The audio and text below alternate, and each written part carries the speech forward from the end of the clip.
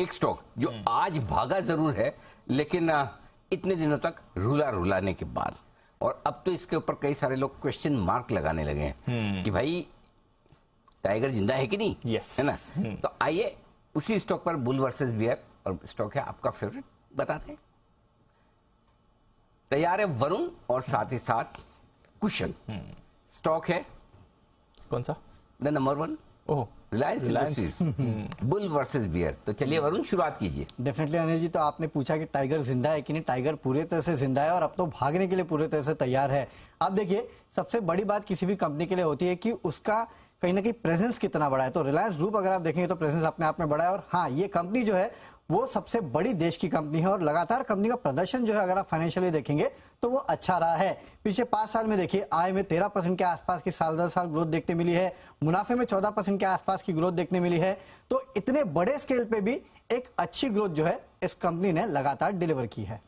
चलिए, definitely company ने growth अच्छी खासी डिलीवर की है, पर कुछ एक ब्रोकरेज हाउसेज यहाँ पर अंडर परफॉर्मेंस की रेटिंग दे रहे हैं, पर उनके पॉइंटर्स भी आप देखिए तो काफी वैलिड है। सबसे पहले तो ये पेटकेम कारोबार की बात कर रहे हैं, जो कि इनका सबसे अहम कारोबार है। वो कहीं ना कहीं मैच्योर होने का यहाँ पर संकेत देते हुए दिख रहे हैं। जिस तरह से कच्चे तेल में बड़ी गिरावट आती हुई दिखी है, और अगर आप आय फ्रंट पर भी देखेंगे तो पिछले 4 सालों में यहाँ पर आय कैगर करीबन 6% तक का रहा है। तो इस वजह से थोड़ा सा जो अंडर परफॉर्मेंस है, आगे चलकर जो की कोर कारोबार है, हो सकता है कि उससे आता हुआ नजर आए। बड़ी कंपनी जो है दूसरे कारोबार में डाइवर्सिफाई कर रही है, और इसके लिए ब्रोकरेज हाउसेस जो है वो शायद थम्स अप भी इस कंपनी को दे रही है। खासकर रिटेल और एफएमसीजी कारोबार अगर आप देखेंगे तो वहां कंपनी काफी विस्तार कर रही है। पिछले कुछ समय में कंपनी ने लगातार एक्विजिशंस भी किए हैं, और उसका अपने बाकी कंपनियों पे इंपैक्ट भी देखा है कि किस तरह से डिसरप्शन जो है इस कंपनी ने किया है। और खासकर जियो का अगर आप देखेंगे तो वहां पे जिस तरह की ग्रोथ देखने मिल रही है वो काबिले तारीफ है। इनफैक्ट सब्सिडरीज के जो आईपीओ आने वाले हैं उसको लेके भी बाजार काफी उत्साहित है,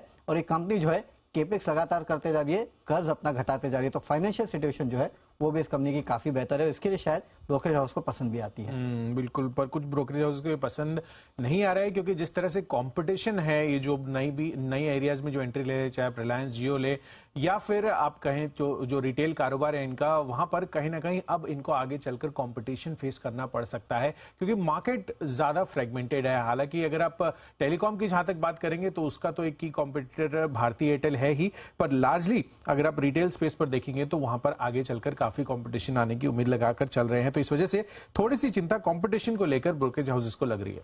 चलिए, इसके अलावा एक और बात अगर आप देखेंगे तो अपने हाई से, यानी कि 50 वीक हाई से अगर आप देखेंगे तो रिलायंस का स्टॉक करीब 20% के आसपास नीचे आ चुका है, और इसके लिए ब्रोकरेज हाउसेस हाईलाइट कर रहे हैं कि ये खरीदारी के काफी अच्छे मौके हैं। हिस्टोरिकली भी अगर आप देखेंगे तो इस तरह की गिरावट के बाद स्टॉक में आपको एक रिबाउंड देखने मिलता है, बाउंस बैक देखने मिलता है, और वही बाउंस बैक जो है इस बार आपको शायद देखने मिल सकता है। और वैसे भी देखिए, कंपनी ने लगातार अपने इन्वेस्टर्स को खुश किया है, राइट इशू, बोनस इशू हमेशा समय समय पे दिया है। तो मेरे ख्याल से खरीदारी के अच्छे मौके हैं, गिरावट तो स्टॉक्स में होती रहती है। बिल्कुल, तो खरीदारी के अच्छे मौके हैं, पर साथ साथ ये भी देखना है कि जो बेंचमार्क है या निफ्टी है, वहां पर उसके रिलेशन में किस तरह का परफॉर्मेंस रहा है। 8.5% तक की पिछले 1 साल में यहाँ पर गिरावट हो चुकी है, जबकि निफ्टी ऑलमोस्ट फ्लैट रहा है। तो इस वजह से थोड़ी सी अनिश्चितता अभी आगे चलकर आने वाले रिटर्न्स में लगती हुई नजर आ रही है ब्रोकरेजेस को। लेकिन जेफरीज को काफी पसंद है काउंटर, खरीदारी की सलाह दे रहे हैं, 3100 के आसपास के लक्ष्य दे रहे हैं ये। इनफैक्ट सीएलएसए की भी रिपोर्ट आई है, वो भी 2900 के आसपास के लेवल दे रहे हैं, और वो भी यही कह रहे हैं कि गिर गया स्टॉक, अब खरीद लीजिए। चलिए, तो यहाँ पर 2 ब्रोकरेज हाउसेस की बुलिश रिपोर्ट आ रही है कि खरीदने का राय उनका है, पर गिरावट और नजर आ रही है मैक्वेरे को, इसीलिए उन्होंने अंडर परफॉर्म की रेटिंग दी है, और 2000 रुपए के टारगेट वो भी सुझाते हुए नजर आ रहे हैं।